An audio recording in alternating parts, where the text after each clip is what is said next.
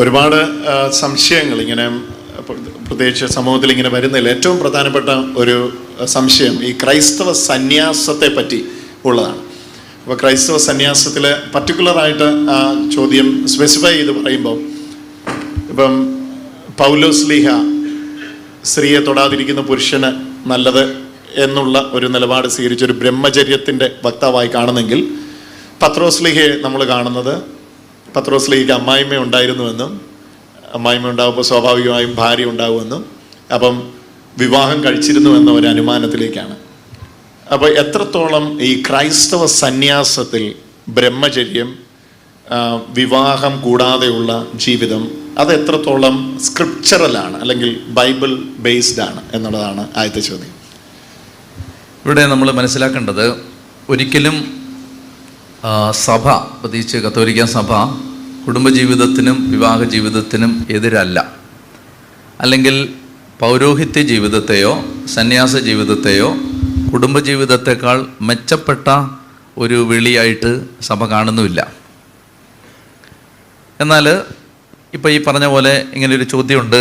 അതായത്, എന്തുകൊണ്ടാണ് പുരോഹിതർ ബ്രഹ്മചാരികളാവണം, അല്ലെങ്കിൽ സിസ്റ്റേഴ്സായിട്ട് സമർപ്പണ ജീവിതം നയിക്കുന്നവർ കുടുംബ ജീവിതത്തിൽ നിന്ന് മാറി നിൽക്കണം എന്ന് ആഗ്രഹിക്കുന്നത്? അപ്പോൾ എന്തുമാത്രം വേദപുസ്തക അടിത്തറ അതിനുണ്ട് എന്നുള്ളത് വളരെ പ്രസക്തമായൊരു ചോദ്യമാണ്. അത് തീർച്ചയായിട്ടും വളരെ കാലികമായി കാലഘട്ടങ്ങളിൽ ഒത്തിരി ചർച്ച ചെയ്യപ്പെടുന്നതാണ്. അപ്പോൾ അതിനെക്കുറിച്ച് നമുക്ക് മനസ്സിലാക്കാൻ പ്രധാനമായിട്ടും കർത്താവ് ശിഷ്യത്വത്തിന് പല തലങ്ങളുള്ളതായിട്ട് കർത്താവ് പഠിപ്പിക്കുന്നുണ്ട്.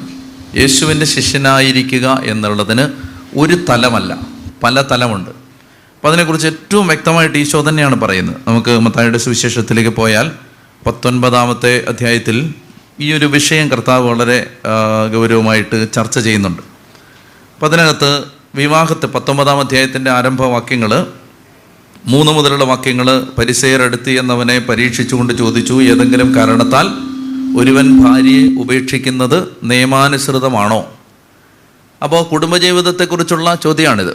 കുടുംബജീവിതത്തെക്കുറിച്ചുള്ള ആ ചോദ്യത്തിന് ഉത്തരമായിട്ട് കർത്താവ് പുരുഷനും സ്ത്രീയുമായിട്ട് ദൈവം മനുഷ്യനെ സൃഷ്ടിച്ചുവെന്നും അതുകൊണ്ട് പുരുഷൻ മാതാപിതാക്കളെ വിട്ട് ഭാര്യയോട് ചേർന്നിരിക്കും, അവർ ഏക ശരീരമായി തീരും, ഇത് ആദ്യം മുതലേ ദൈവം നിശ്ചയിച്ചതാണ്. ഈ ഉപദേശം എല്ലാം നൽകി കഴിയുമ്പോൾ ശിഷ്യന്മാർ യേശുവിനോട് ചോദിക്കുകയാണ്, അങ്ങനെയാണെങ്കിൽ കല്യാണം കഴിക്കാതിരിക്കുന്നതാണല്ലോ ഭേദം, അങ്ങനെയാണെങ്കിൽ വിവാഹം കഴിക്കാതിരിക്കുന്നതല്ലേ നല്ലത്? ഇത് അപ്പസ്തോലന്മാർ തന്നെ യേശുവോട് ചോദിക്കാം. അപ്പോൾ അതിന് ഉത്തരം വാക്യം 11 അവൻ പറഞ്ഞു, കൃപ ലഭിച്ചവരല്ലാതെ മറ്റാരും ഈ ഉപദേശം ഗ്രഹിക്കുന്നില്ല. എന്നാൽ ഷണ്ഡന്മാരായി ജനിക്കുന്നവരുണ്ട്, മനുഷ്യരാൽ ഷണ്ഡന്മാരാക്കപ്പെട്ടവരുമുണ്ട്, സ്വർഗരാജ്യത്തെ പ്രതി തങ്ങളെ തന്നെ ഷണ്ഡരാക്കപ്പെട്ടവരുമുണ്ട്, ഗ്രഹിപ്പാൻ കഴിവുള്ളവൻ ഗ്രഹിക്കട്ടെ. അപ്പൊ ഇത് കർത്താവ് പറയാണ്, ഇത് കൃപ ലഭിച്ചവർക്ക് മാത്രമേ ഈ ഉപദേശം മനസ്സിലാക്കാൻ പറ്റൂ. എന്ന് പറഞ്ഞാൽ ലോകപ്രകാരം ചിന്തിക്കുന്ന ഒരാൾക്ക് ഇത് മനസ്സിലാവണമെന്നില്ല. കാരണം എന്തിനാണ് അങ്ങനെ കല്യാണം കഴിക്കാതെ? ഇത് പലരും ചോദിക്കുന്നത് കേട്ടിട്ടുണ്ട്, ഇത് പ്രകൃതി വിരുദ്ധമല്ലേ അങ്ങനൊരു ജീവിതം എന്ന് പറഞ്ഞാൽ നാച്ചുറലായിട്ട് കല്യാണം കഴിക്കാതെ ജീവിക്കുന്നത് പ്രകൃതി വിരുദ്ധമല്ലേ? അങ്ങനെ ജീവിക്കുന്നതിനകത്ത് അതൊരു സയൻറ്റിഫിക് അല്ലല്ലോ, അങ്ങനെയൊക്കെ ചോദിക്കുന്ന ആളുകളെ കണ്ടിട്ടുണ്ട്. അപ്പോൾ ഇതിനകത്തുള്ളത്, ഈ ഭാഗത്ത് നമ്മൾ മനസ്സിലാക്കേണ്ടത് യേശുവിൻ്റെ ശിഷ്യത്വത്തിൻ്റെ ഒരു തലമാണിത്. ശിഷ്യത്വത്തിൻ്റെ തലമാണെന്ന് ഞാൻ പറയാൻ കാരണം, ഈശോ എന്താ പറഞ്ഞത്? എന്നെ പ്രതിയോ സുവിശേഷത്തെ പ്രതിയോ മാതാവിനെയോ പിതാവിനെയോ ഭാര്യയെയോ മക്കളെയോ സമ്പത്തിനെയോ ഉപേക്ഷിക്കാത്തവർക്കാർക്കും എൻ്റെ ശിഷ്യനായിരിക്കാൻ പറ്റില്ല. അപ്പോൾ ഈ ശിഷ്യത്വത്തിൻ്റെ ഏറ്റവും ഉയർന്ന തലത്തിൽ എല്ലാവരെയും ഉപേക്ഷിക്കുന്നതുണ്ട്.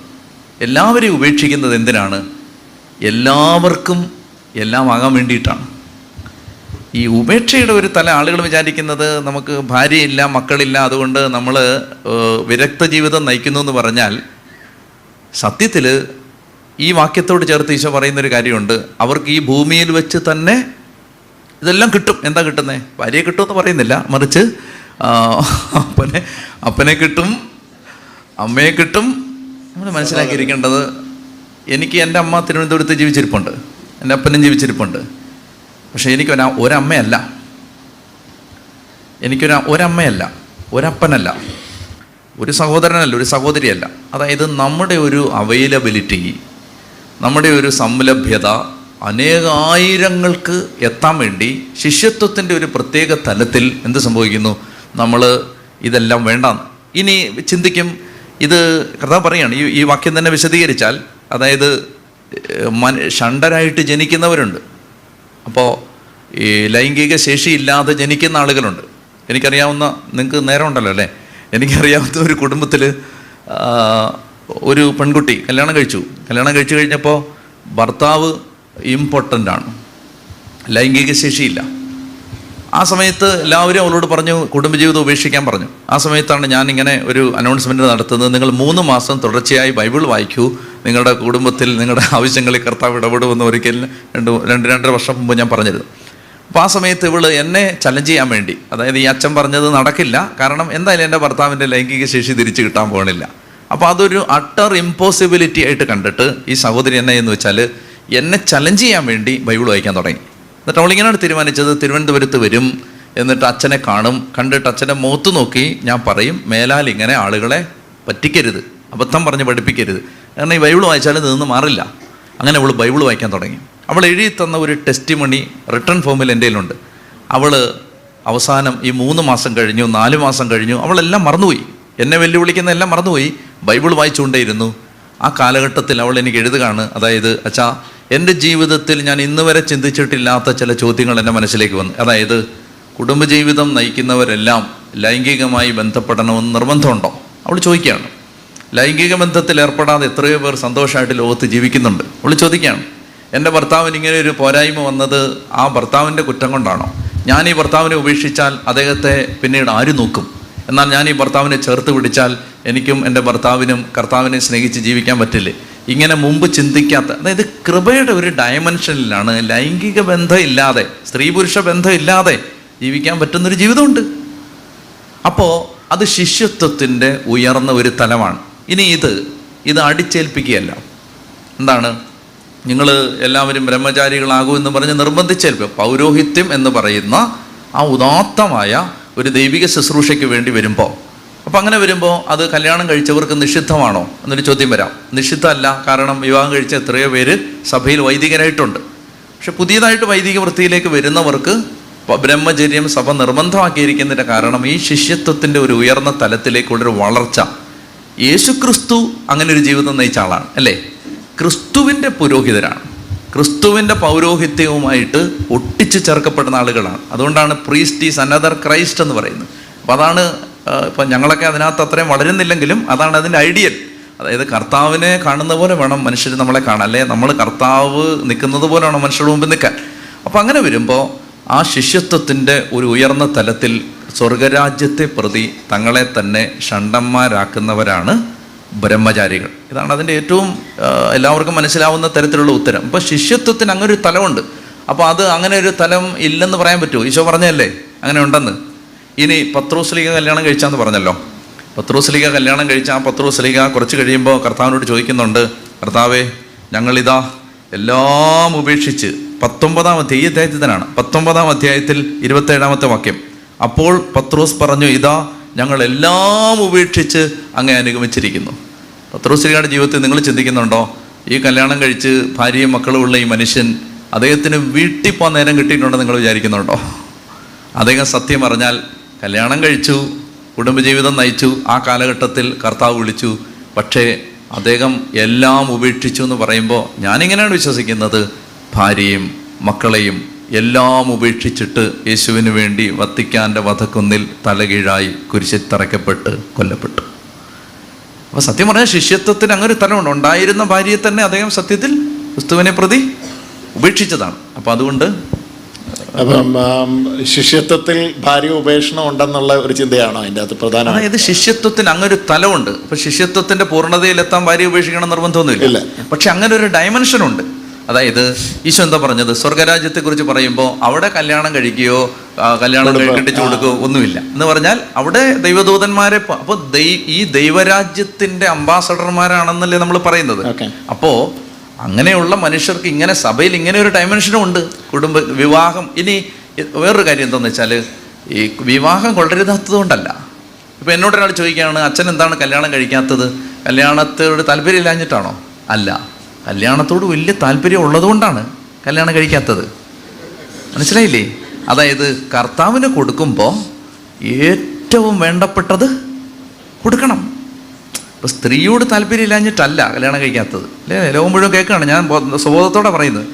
എനിക്ക് സ്ത്രീയോട് താല്പര്യമില്ലാഞ്ഞിട്ടല്ല കല്യാണം കഴിക്കാത്തത്, മറിച്ച് ലൈംഗിക താല്പര്യം. ശ്രദ്ധിച്ചു കേട്ടോണം, എല്ലാവരും കേൾക്കുന്ന ഉറപ്പല്ലേ? സ്വബോധത്തോടെ പറയുന്നത് ലൈംഗിക താല്പര്യം ഇല്ലാത്തത് കൊണ്ടല്ല.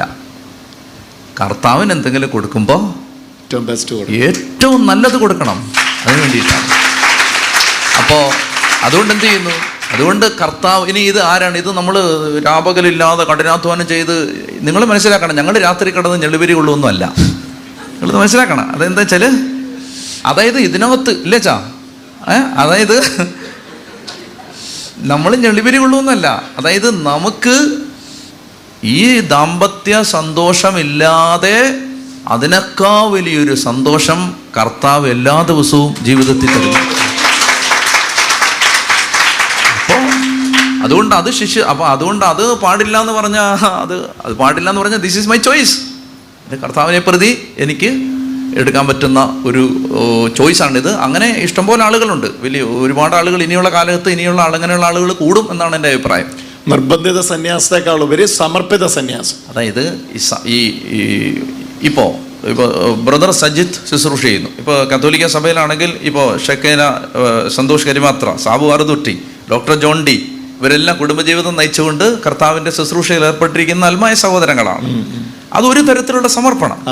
ഇനി അതിനേക്കാൾ ഒരാൾ ചിന്തിക്കുകയാണ്, എനിക്ക് കുറച്ചുകൂടി ഉയർന്ന ഒരു സമർപ്പണം കൊടുക്കണം. അപ്പോൾ പറയുകയാണ്, ഇതാ അതിനൊരു സമർപ്പണമാണ് പൗരോഹിത്യ ജീവിതം. കുടുംബജീവിതം നയിക്കാതെ എല്ലാവരുടെ അപ്പനായിട്ട്, അച്ഛൻ എന്നല്ലേ വിളിക്കുന്നേ, അച്ഛൻ എന്നാ വിളിക്കുന്നത്, അച്ഛൻ എന്ന് പറഞ്ഞാൽ അപ്പൻ, എല്ലാവരുടെ അപ്പനായിട്ട്, ഒരു കുഞ്ഞിൻ്റെ അപ്പനാവാതെ എല്ലാവരുടെയും അപ്പനാവാൻ ഒരു വിളി ദൈവം തരികയാണ്. അപ്പോൾ അത് വേണ്ടാന്ന് വെക്കുന്നത് എന്തിനാ? അതാണ് അതിൻ്റെ അകത്തുള്ള ഒരു ക്രിസ്റ്റൽ ക്ലിയർ ആണ്. അത് ആ ഒരു കോണ്ടെക്സ്റ്റിലാണ് നമ്മൾ കൊരിന്ത്യ ലേഖനത്തിലൊക്കെ പൗലോസ് പറയുന്നത്, നിങ്ങളെല്ലാവരും എന്നെ പോലെ ആകണം. അത് വ്യക്തമായിട്ട് പൗലോസിലേക്ക് പറയുകയാണ്, വിവാഹം കഴിക്കാതിരിക്കുന്നതാണ്, അല്ലെ സ്ത്രീയെ സ്പർശിക്കാതിരിക്കുന്നതാണ് പുരുഷന് നല്ലത്. ഇപ്പൊ എന്തുകൊണ്ടെന്ന് വെച്ചാൽ അത് മോശമായതുകൊണ്ടല്ല. ഒരിക്കലും നിങ്ങൾ അങ്ങനെ ചിന്തിക്കരുത്. ഇപ്പോൾ ബ്രഹ്മചര്യ ജീവിതം ഒരാൾ നയിക്കുന്നത് ജീവിതം മോശമായതുകൊണ്ടല്ല. ദാമ്പത്യ ജീവിതം നിങ്ങൾ മനസ്സിലാക്കിയിരിക്കേണ്ടത്, ഒരു സ്ത്രീയും പുരുഷനും തമ്മിൽ ഇത്രയും ഒന്നാവാൻ സാധിക്കുന്ന, നിങ്ങളിൽ 2 പേർ ഭൂമിയിൽ ഏക മനസ്സോടെ ചോദിക്കുന്നത് എന്തും നടത്തി ഇത്ര ഇൻറ്റിമേറ്റായിട്ട് റിലേറ്റ് ചെയ്യാൻ പറ്റുന്ന വേറെ ആരുമില്ല, ഭാര്യയും ഭർത്താവല്ലാതെ. അപ്പനും മക്കളും തമ്മിൽ പോലും അത്ര ഇൻറ്റിമേറ്റായി, അപ്പോൾ അത്രയും ഇൻറ്റിമേറ്റായിട്ട് 2 മനുഷ്യാത്മാക്കൾ തമ്മിൽ യോജിക്കാൻ പറ്റുന്ന അത്രയും നല്ലൊരു ബന്ധമാണത്. എന്നാൽ പൗലോസ് പറയുകയാണ്, അതായത് എന്നെ സംബന്ധിച്ചിടത്തോളം എന്ത് സംഭവിക്കുന്നു, ഞാൻ ഇങ്ങനെ ഏകസ്ഥനായിട്ട് തുടരുന്നതിൻ്റെ കാരണം അദ്ദേഹം പറയുകയാണ്. 1 കൊറിന്തോസ് 7 അധ്യായത്തിലാണ് അദ്ദേഹം പറയുന്നത്. അതായത് എല്ലാവരും, 7-ാമത്തെ വാക്യം, 1 കൊറിന്തോസ് 7:7, എല്ലാവരും എന്നെ പോലെ ആയിരുന്നെങ്കിൽ എന്ന് ഞാൻ ആശിക്കുന്നു, എന്നാൽ ദൈവത്തിൽ നിന്ന് ഓരോരുത്തർക്കും പ്രത്യേക ദാനങ്ങളാണല്ലോ ലഭിക്കുന്നത്. അപ്പൊ ഇതിനെ നമ്മൾ മനസ്സിലാക്കേണ്ടത് ഒരു ഗിഫ്റ്റായിട്ടാണ്. ഗിഫ്റ്റ് എന്ന് ഞാൻ പറയുമ്പോൾ ശരിക്കും നിങ്ങൾ ഞാനൊരു അച്ഛനാണ്, അതുകൊണ്ട് ഞാൻ സംസാരിക്കുന്നത് ഒത്തൻറ്റിക്കായിട്ട് നിങ്ങൾക്ക് സ്വീകരിക്കാം, കാരണം ഈ ജീവിതം നയിക്കുന്ന ഒരാളാണ് ഞാൻ. അപ്പോൾ നമുക്ക് ചെറുപ്പത്തിൽ എന്ത് ചെയ്യുന്നു, ഒരു പ്രേരണ കിട്ടുന്നു, വൈദികനാവാം.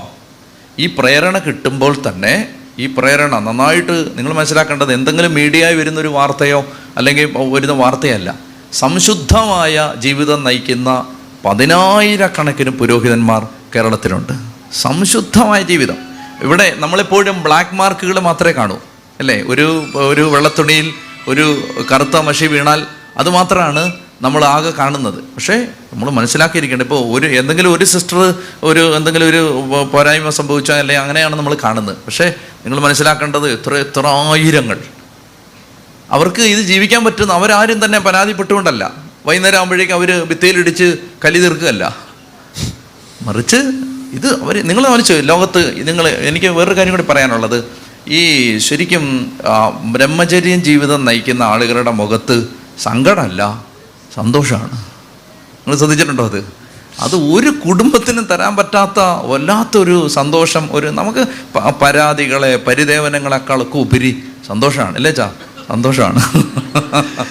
കൊരിന്ത്യർക്ക് എഴുതിയ ഒന്നാം ലേഖനം 7:8 വാക്യത്തിൽ വിവാഹം കഴിക്കാത്തവരോടും വിധവമാരോടും അവർ എന്നെ പോലെ പാർത്തുകൊണ്ടാൽ അവർക്ക് കൊള്ളാമെന്ന്, അല്ലേ? അതാണ് അതിന്. അപ്പോൾ അതുകൊണ്ട് ഒരിക്കലും നമ്മളിത് കുടുംബജീവിതം മോശമായതുകൊണ്ടല്ല, ഒരു ഡയമെൻഷൻ എത്തുമ്പോൾ. അപ്പോൾ കത്തോലിക്ക സഭയിൽ തന്നെ വിശുദ്ധരുണ്ട്, വിശുദ്ധ നിക്കോളാസ്, സ്വിറ്റ്സർലൻഡിലെ വിശുദ്ധൻ.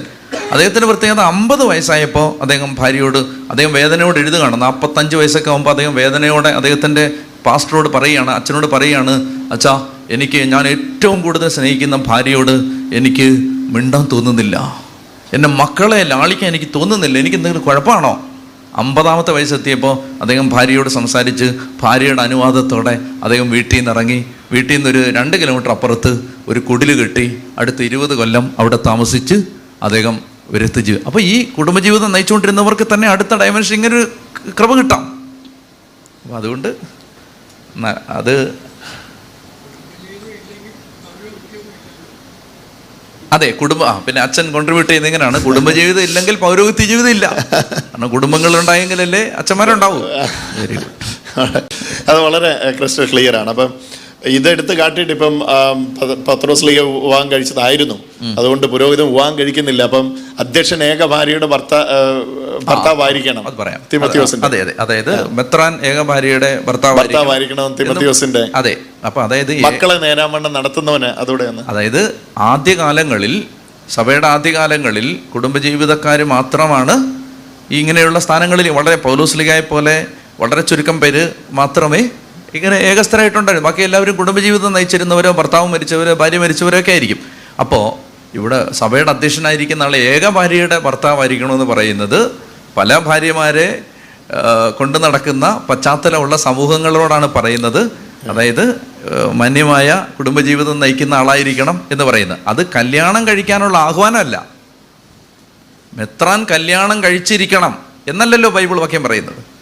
മെത്രാൻ ഏക ഭാര്യയുടെ ഭർത്താവ്, കാരണം കല്യാണം കഴിച്ച മെത്രാന്മാരാണെന്ന് അവിടെ ഉള്ളത്. അപ്പോൾ അതുകൊണ്ട് ഞാൻ പറഞ്ഞു വരുന്നത്, നമ്മളെ സംബന്ധിച്ചിടത്തോളം ഇതൊന്നും ഒരു മനുഷ്യർക്ക് ദോഷം ചെയ്യുന്ന കാര്യങ്ങളല്ലല്ലോ, ആണോ? അല്ല. ഇനിയും വേറൊരു ചോദിക്കാതെ തന്നെ ഞാൻ പറയാം, മറ്റൊരു ആരോപണം വരാൻ സാധ്യതയുള്ള എന്താണ്? ഈ അച്ഛന്മാരെയൊക്കെ കല്യാണം കഴിപ്പിക്കാത്തതുകൊണ്ടല്ലേ ഈ ആക്ഷേപം ഉണ്ടാവുന്നത്? സത്യസന്ധമായിട്ട് ഒരു ആർഗ്യുമെന്റിന് വേണ്ടി എന്നോട് മറുപടി പറയരുത്. പറഞ്ഞില്ലെങ്കിലും ഉത്തരം പറഞ്ഞില്ലെങ്കിലും കുഴപ്പമില്ല, മനസ്സിൽ ചിന്തിച്ചാലും മതി. അതായത് അവിവാഹിതരായ വല്ല ബ്രഹ്മചര്യ ജീവിതം നയിക്കാമെന്ന് പ്രതിജ്ഞ ചെയ്ത വൈദികരുടെ ഇടയിലാണോ, കുടുംബജീവിതം നയിക്കുന്നവരുടെ ഇടയിലാണോ അവിഹിത ബന്ധങ്ങൾ കൂടുതലുള്ളത്? അതുകൊണ്ട് ഞാൻ പറഞ്ഞു വരുന്നത്, ഇഷ്ടം പോലെ അവിഹിത ബന്ധങ്ങൾ കുടുംബജീവിതക്കാരുടെ ഇടയിൽ ഉണ്ടോ? ഉണ്ടോ ഇല്ലയോ? അപ്പോൾ നിങ്ങൾ അതിൻ്റെ ശതമാന കണക്കെടുക്കൂ. ബ്രഹ്മചാരികളായ ആളുകളുടെ ഇടയിൽ ഉള്ളതിനേക്കാൾ എത്രയോ മടങ്ങ് കൂടുതലാണ് വിവാഹിതരായ ആളുകളുടെ ഇടയിൽ അവിഹിത ബന്ധങ്ങൾ. അങ്ങനെ ആവുമ്പോൾ ആ ആർഗ്യുമെന്റിന് വിലയില്ല. അപ്പം അത് നമുക്ക് പൗരോഹിത്യത്തിന്റെ ത്തോട് ചേർന്ന് ബ്രഹ്മചര്യത്തെ വെച്ചാൽ പോലും അതൊരു വളർച്ച വന്ന ഒരു വെളിപ്പാടായിട്ടാണ് ബൈബിളിൽ തന്നെ കാണുന്നത്, അല്ലേ? പറഞ്ഞു അതുകൊണ്ട് നമ്മളെ സംബന്ധിച്ചിടത്തോളം ഒരു ഉയർന്ന തലത്തിൽ നിൽക്കുന്ന ശിഷ്യത്വത്തിന്റെ ഒരു ഉയർന്ന തലത്തിൽ നിൽക്കുന്നവർക്ക് സഭാ കാലയളവിലാണെങ്കിലും ആ ഒരു വളർച്ച ഉണ്ടെന്ന് തോന്നുന്നു. ആദ്യമൊക്കെ വന്നവർക്ക് ഈ വലിയ സമർപ്പിതരല്ല, ആദ്യം പിന്നീട് വന്നവര് കൂടുതൽ ബ്രഹ്മചര്യത്തിന്റെയും അതുപോലുള്ള സമർപ്പണത്തിലേക്കും വന്നു എന്ന് തന്നെയാണ് നമ്മൾ അറിയാം. അപ്പൊ അതുകൊണ്ട് പിന്നെ അത് പൗരോഹിത്യത്തോട് ചേർന്ന സഭ അതൊരു നിയമമാക്കി മാറ്റി. ഓക്കെ എന്നേ ഉള്ളൂ. Thank you. എനിക്ക് തോന്നുന്നു എല്ലാവർക്കും ആ ആൻസർ വളരെ തൃപ്തികരമാണെന്ന് തോന്നുന്നു. ഇത് ഞാൻ ചോദിക്കാൻ കാര്യം എന്താണെന്ന് ചോദിച്ചാൽ, ഇതൊക്കെ വീടുകളിൽ പോയി പറഞ്ഞിട്ട് ഇങ്ങനെ അധ്യക്ഷൻ ഏകഭാര്യയുടെ ഭർത്താവാണെന്ന് പറയുമ്പോൾ നിങ്ങളുടെ അച്ഛൻ വിവാഹം കഴിച്ചിട്ടില്ല, അപ്പോൾ അത് ബൈബിളിന് വിരുദ്ധമല്ലേ, ഇങ്ങനെയൊക്കെ ആൾക്കാർ കാര്യങ്ങൾ ചെയ്യുന്നതുകൊണ്ടാണ്.